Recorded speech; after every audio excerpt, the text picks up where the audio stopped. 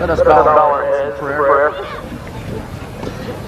Dear Heavenly Father, we thank you for assembling us safely together on this festive graduation day. We ask your blessings on those who are present today, graduates, family, friends, faculty, and distinguished guests. Lord, please give us all guidance and direction in the future. See to it that we all may lead safe and productive lives. Help us to maintain a high level of morality in all of our endeavors. Grant us the opportunity to be of service to ourselves, our families, our community, and our country. May the hope and the joy that we feel on this day remain with us always. Amen.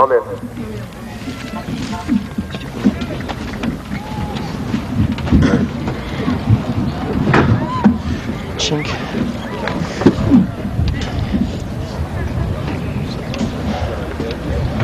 Good morning. I'd like to welcome all of you here to a celebration, the graduation of the Dougherty High School class of 1988. In just a few moments, a few hours, we'll officially be high school graduates. The culmination of 13 years of hard work. Before we begin, I'd just like to say it's great to see so many relatives, friends, and teachers with us here today to commemorate this special occasion. Now, it's my special privilege to introduce our speakers today, Mr. Ken Moss and Miss Jennifer Orker.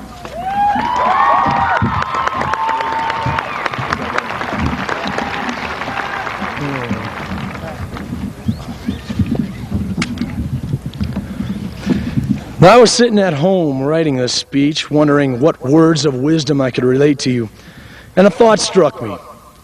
It came as a shock to realize that this was it.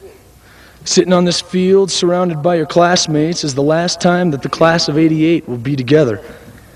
After this, it's a few weeks of seeing close friends, and then you're off, either to work or to college or something. Now, I don't want these few minutes that I speak to be depressing, so instead I thought it might be more fun just to ponder the great, formal, comprehensive education that we have just completed at Dougherty High School. The first subject that I feel is most important isn't math, English, or science, it's people. If there's one thing I've learned to do while at Dougherty, it's to deal with people. As a single student at one of the largest high schools in the state of Colorado, I found it was to my advantage to get along with most of the people that I go to school with. A difficult task with the variety of people that we have at Dougherty. Each person I found has different goals, motivations, and attitudes. But I found that if you're nice to everyone, most people are nice in return. Unless, of course, it's grade check day, in which case I avoid everybody. I've also learned that most people like to have fun. This came as a great shock to me because for the first year at Dougherty, I thought school was for learning and nothing else. But I decided to give it a shot. And so, instead of spending my free periods laboring away over my books, I chose to shoot the breeze with my friends in the cafeteria, learning about their hopes and dreams and goals. Or playing a friendly game of Frisbee on the front patio, developing my hand-eye coordination, thereby improving my handwriting. And sometimes, I just take a break from all of the goings-on at Dougherty High School by taking a nap. I found all of these activities equally rewarding, especially when backed up with a little bit of studying. The other thing that I've learned is don't be afraid to get involved. As a sophomore, I didn't know anything. Now that I'm a graduating senior, I know everything. Well, almost. In high school, I found that they offered a barrel of things to do. Most I'd never tried, but thank God I did. By joining different clubs and trying new activities, I was able to meet people that I wouldn't have gotten to otherwise. And I got to do things that I really enjoyed. Each person that I met had something to teach me, something either about people or about myself that I didn't already know. I value beyond calculation the friends I've made and the knowledge I've gained. But the most important knowledge I've gained is none of these, yet couldn't be gained without them. I think I was in that half-sleep, half-awake state where nothing seems real when I realized this simple fact. My subconscious said, "You can do anything you want. You're Ken Moss." Now I said, "Hey, wait a minute. Isn't that a little bit of a conceited, cocky, and otherwise pompous attitude to be taking?" And then I said, Heck no. My subconscious is right. I can do anything I want. If I want to get good grades, I can. If I want to make lots of money, I can. If I want to become President of the United States, I can. And then I really got excited. I realized that this wasn't true just for me. It is true for the entire graduating class of '88. We've grown together, laughed together, won and lost games together, and have many of the same experiences to draw upon. People are going to look back 20 years from now and notice one startling fact. Many of the most prominent people in America graduated from Doherty High School in the class of '88.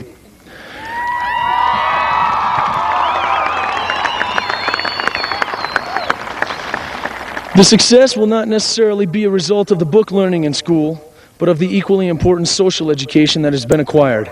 Because, after all, we're the class of '88. We can do anything we want. FTR.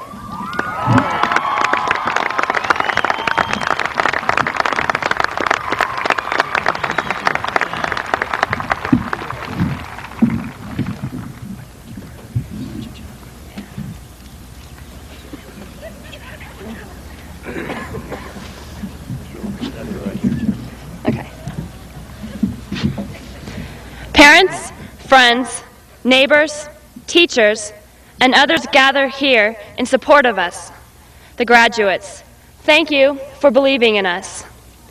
A famous philosopher once said, "I have often thought morality may perhaps consist solely in the courage of a choice." 1988 graduates, I commend you on your choices which have led you here today. Choices. We all make them, hundreds each day. What to wear, how to use time, whether or not to continue with school.